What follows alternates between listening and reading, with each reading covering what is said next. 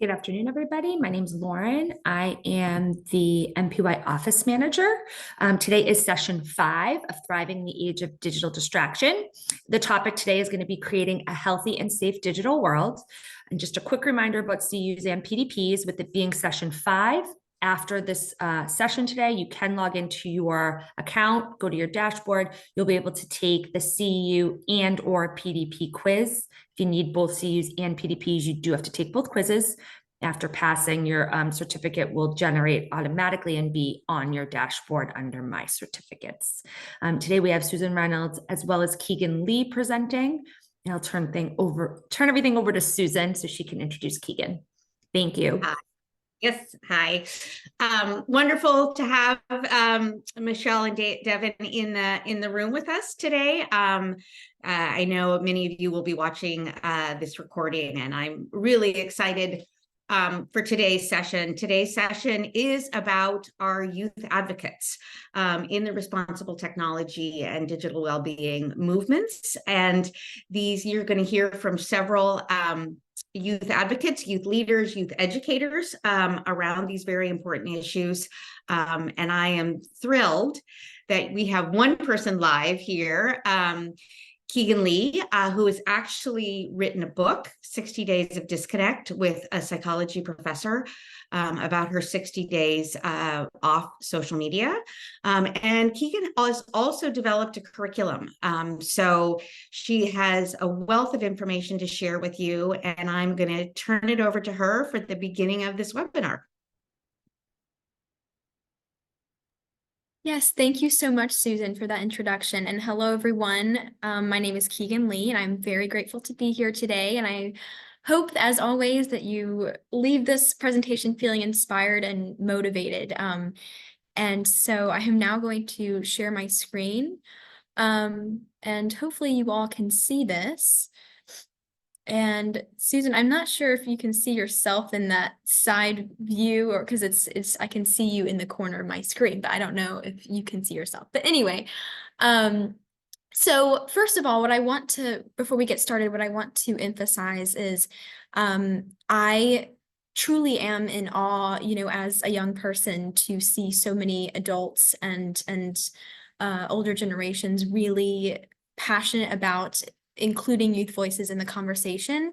And so I'm very thankful that you all recognize the importance of this issue and how we can together as a humanity really move forward in growing with the digital world. So before we get started, just think to yourself, I want you to think about your role individually, if you are a parent, if you're an educator, if you have social media. And so we're starting off with this sense of relevance and familiarity. And what I really want to emphasize is the primary agents of socialization, and that each group, parents, educators, the youth, each play a role in this intergenerational aspect of the digital world, and ensuring that we can sustain our most essential form of human connection, because parents, educators really play such a crucial role in shaping the young minds of tomorrow. And so just kind of thinking to yourself what role you might be able to play and how much power you really have in the change that you're able to make. And now I know that we can't collaborate on this, but if we were all in person, we would have a very great dialogue. But this is just a little icebreaker on something, just look at these acronyms, I guess you could call them, and see how many you can recognize. And some of them I honestly didn't even know, but this just goes to show that Generation Z has created their own digital language that has really emerged. And so being digital natives that we are, we've become extremely innovative in several ways, but this is just one of the few ways that we can show this. And it's very interesting whenever if we were in a space where we could collaborate, and if I was in person, we've had really great conversations about this, and just how this the digital language has changed.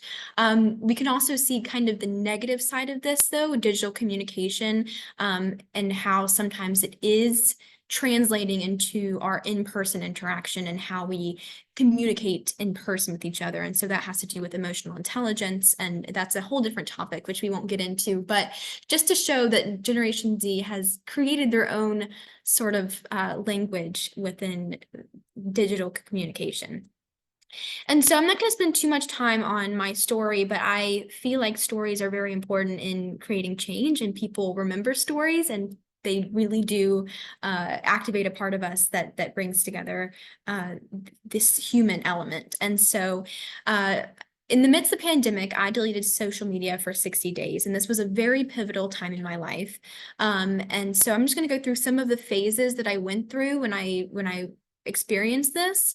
And so January 1st was the day I deleted social media for the first time, and I was so scared that I wouldn't be as connected to other people, and because I'd be taking away something so prevalent in my life, something so prevalent among my generation. And as you all would know, the period of adolescence is a very sensitive time for peer influence and peer sensitivity. And I had to sit down with my parents and tell them, how I felt, and they were extremely supportive.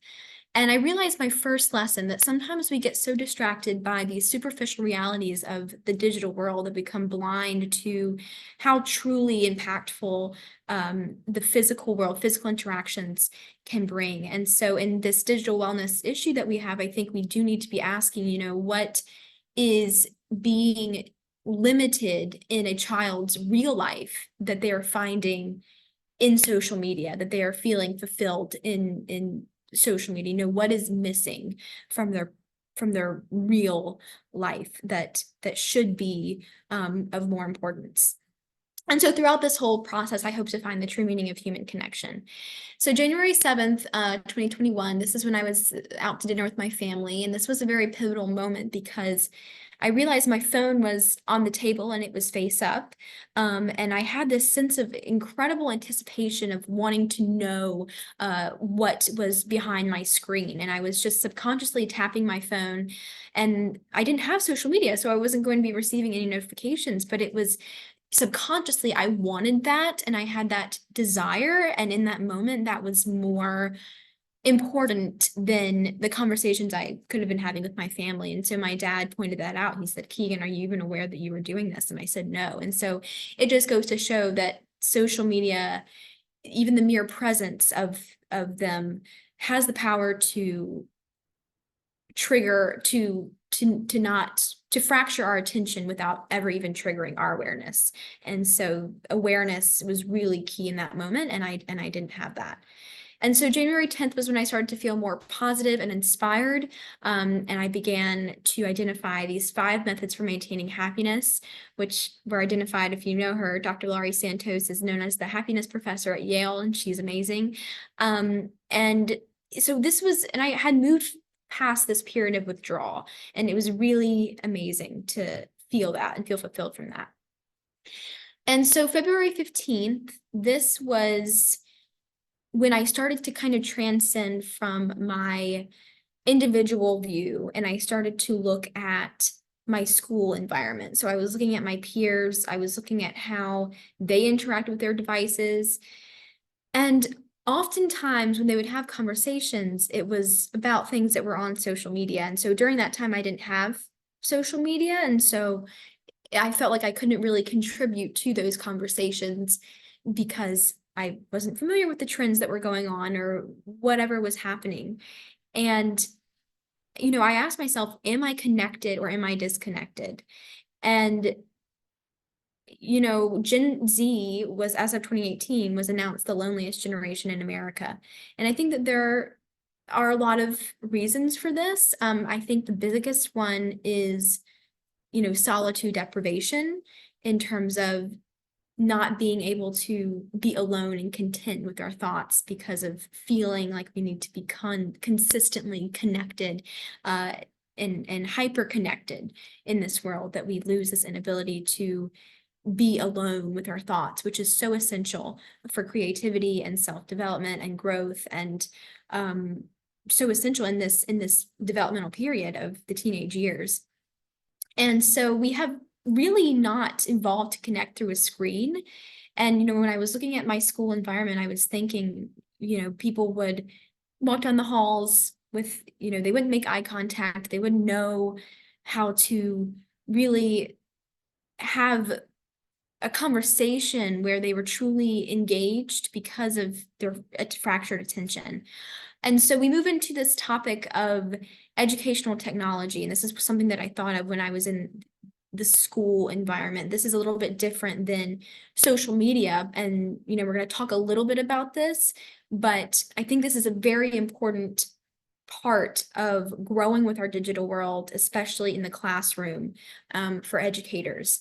And I think that we need to have a conversation about, how much is too much? How do we balance these methods of pedagogy in the classroom?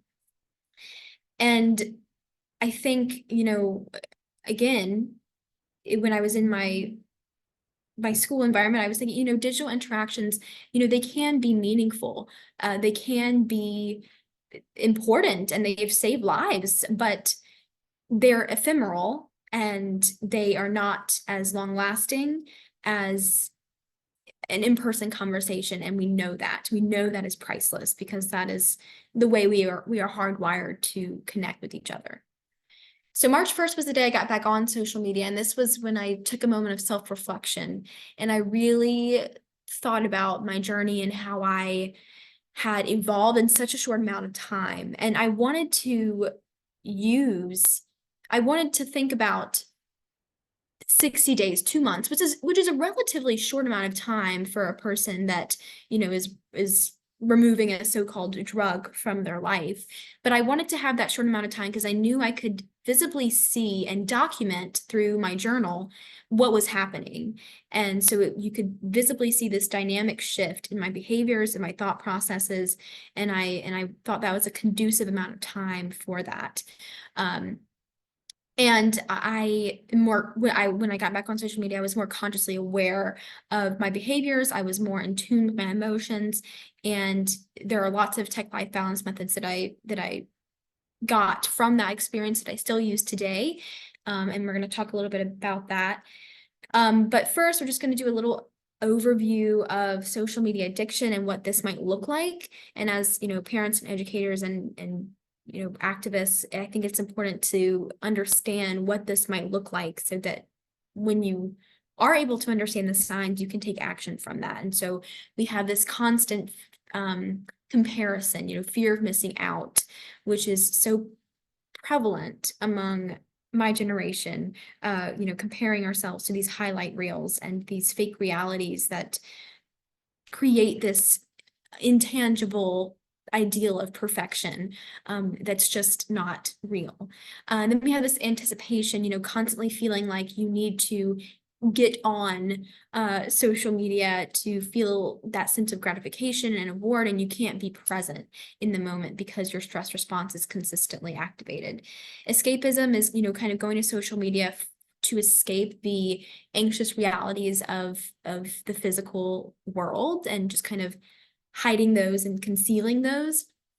Tolerance developing, if you consistently use social media, it's going to increase that threshold at which you feel pleasure, which you feel fulfilled. And so the more time you use social media, the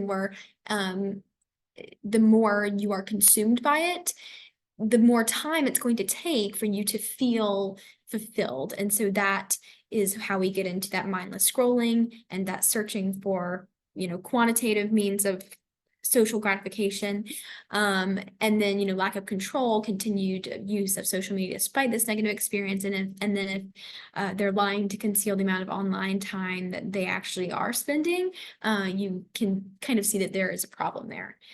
And so just I'm going to kind of skip over this kind of briefly because there are some other parts of the presentation I want to emphasize more, but social media does create this obsessive compulsive behavior that really perpetuates addiction. And a lot of this comes from very it's social media's ability to really fulfill our instinctual needs as human beings.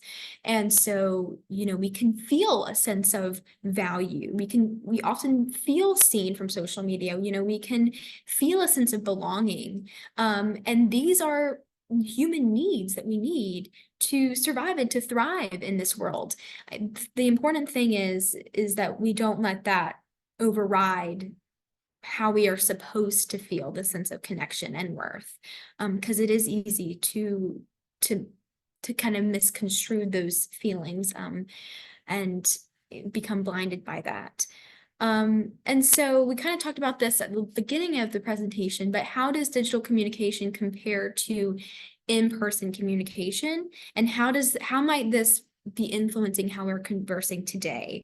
And so you can kind of briefly see this in-person conversation. If you are seeing, short-tempered responses, irritability, not really true expressive emotions. And there's a lot that goes into social media's relationship with emotional intelligence, which I'm very passionate about, but that's just a question to ask ourselves as we move forward. And so now we're just going to kind of briefly get into the brain really quickly, because I think it's important to understand this on a developmental level. And so if we look at this picture here, this is a picture of an adolescent brain while they are looking at a picture online on social media with a high amount of likes. And so what you're seeing highlighted in green is a part of the brain called the nucleus accumbens, which is part of the brain's reward circuitry. And so this part of the brain is being activated while this teenager is looking at this picture of high amount of likes, which means that their reward system, which from an evolutionary standpoint is not designed to be this way. Their reward system has become primed to associate digital satisfaction, digital reassurance with reward. And this is the same area of the brain that's activated when we are having a authentic conversation, when we are, exercising, when we're listening to music. And so, what kind of issues might this cause in the future if we are getting this incredible amount of satisfaction and reward from a high amount of likes on social media, and we're also feeling this with in-person interaction? It shouldn't compare. It shouldn't be equivalent in any way. The study also found that teenagers were also more likely to like a post with a high amount of likes, even if the post was immoral or if it showed any type of unethical depictions. The teenagers were more likely to like that post. So we were getting into the conformity and associating high amount of likes with this is good and this is something that needs to be noticed, which is not always true. So this is a picture of the brain, and this is kind of the opposite a little bit, but this is called the anterior cingulate, and this is part of the brain that is being activated when a teenager is being rejected in some form on social media. I'm not really sure what was happening here, but in this situation, a teenager was being rejected. What's interesting about this image is that this part of the brain, the anterior cingulate, this is also responsible for feeling and detecting physical pain. And so what this is saying is that our brains, once again, have become primed to associating digital rejection, cyberbullying, things of that sort with feeling physical pain. And you can just think, if this is repeated over several years, several times, how this might impact our development and how we will be able to maintain a healthy well-being. And so there are so many different research areas that is happening. I work at the Winston Center for Social Media Technology Use and Brain Development at UNC Chapel Hill, and we are a leading center on this issue, and we're researching various topics in regards to social media. And we are doing a study right now where we are looking at children's brains before the time they use social media and then when they got social media, and we're seeing incredible, not incredible, we're seeing really scary things happening to the neurochemistry of the brain. And so this is obviously an ongoing process. We don't have enough data on this to make anything conclusive, but we are seeing correlations in regards to changes in empathic skills and peer influence, peer feedback. But these are just some other research topics that we are looking at as well. And so now we get into educational technology, which is a very emerging field, especially for educators, in terms of knowing when and how and why to use technology in the classroom. And this is becoming more prevalent because Generation Z this is something that, distinguishes us, and that we are digital natives, and we are growing up in this world. And so I think we need to be asking ourselves, what are the positive and negatives? What implications does technology have? How can it amplify learning, and how can it detract from learning? And so I think one of the greatest things about educational technology is, if you are using it in the right way, its ability to increase participation is really incredible. And I think why sometimes this might take more of a back burner to traditional methods of learning, is because traditional methods of learning have been incredibly successful. And I think there needs to be balance. And we will see this when we look at what Gen Z really thinks of this. So this is just a little study that I did. It's not incredibly meaningful in any way, but I think it just shows a little bit of what teenagers think about using technology in the classroom. So you can see that most students do prefer when their professor and their teacher uses technology in the classroom as a means of, creativity, innovation, and participation. And what we really like is this idea of gamification and this incentive feeling that is something that we can chase, and something we can, associate with reward. And so, as you can see in figure 2, I just kind of asked them, what platforms do you enjoy? And so Kahoot, don't know if any of you are familiar with Kahoot, but that was the most common, and that is a very gamified platform of learning, where there are rankings, and you are getting instant feedback. So that's just a means of engagement. And I think a lot of them are very self-aware in terms of how how technology influences their learning. And so most of them agree that there does need to be balance in how we use technology in the classroom. So this is called the 5J approach to using technology in the classroom.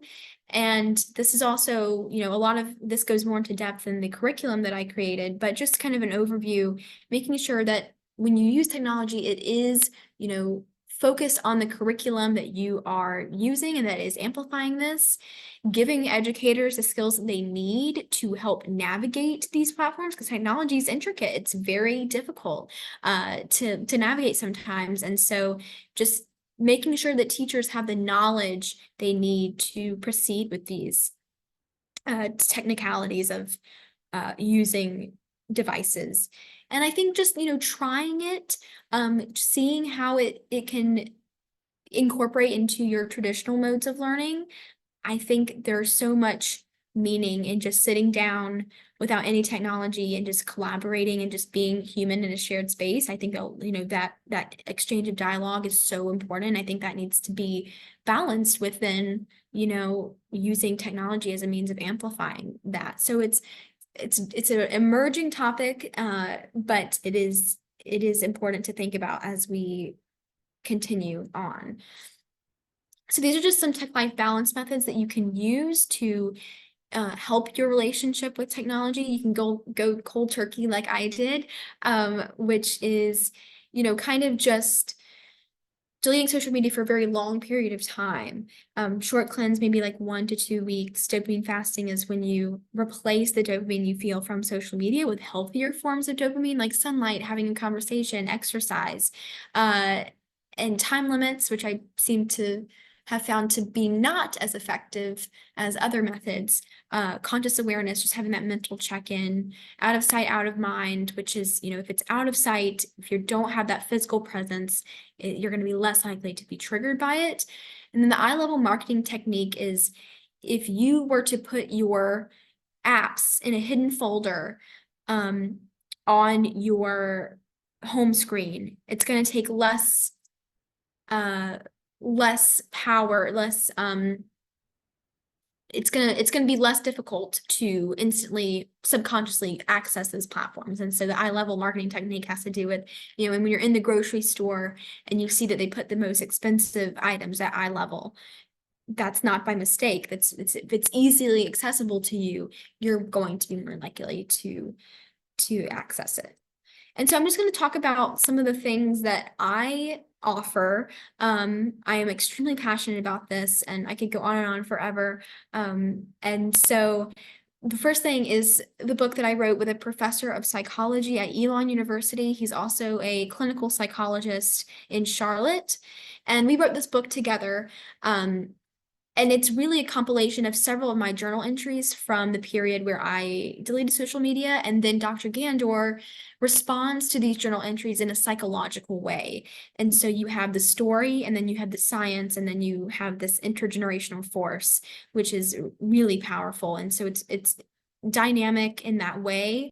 And we really wanted people to just understand the why behind their human behavior in regards to technology, and how it's really altered how we're perceiving the world, how we are, growing. And so this book was just documents a very pivotal time in my life.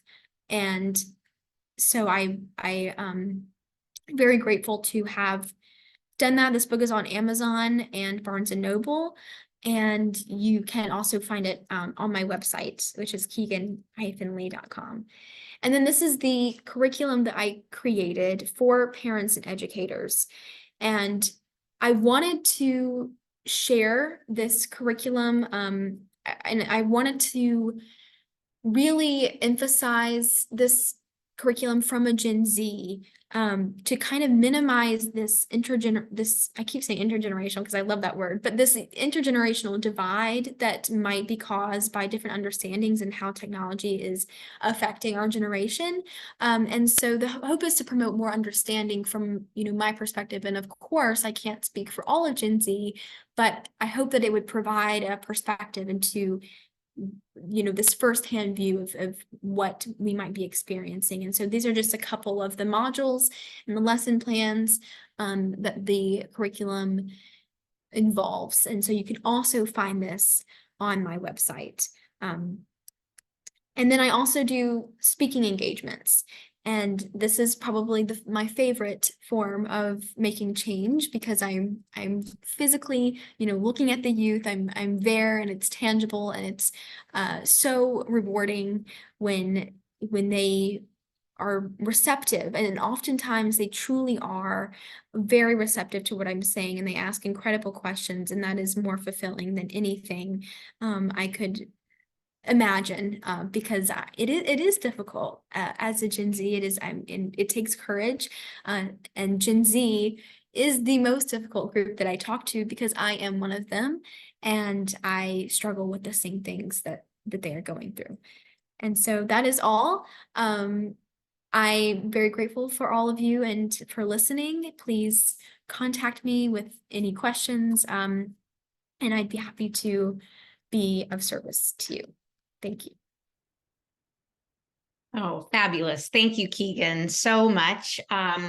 This is just a little taste of everything that Keegan has to offer. I know we have a very small group today. If there are any questions for Keegan, please either unmute yourself and ask.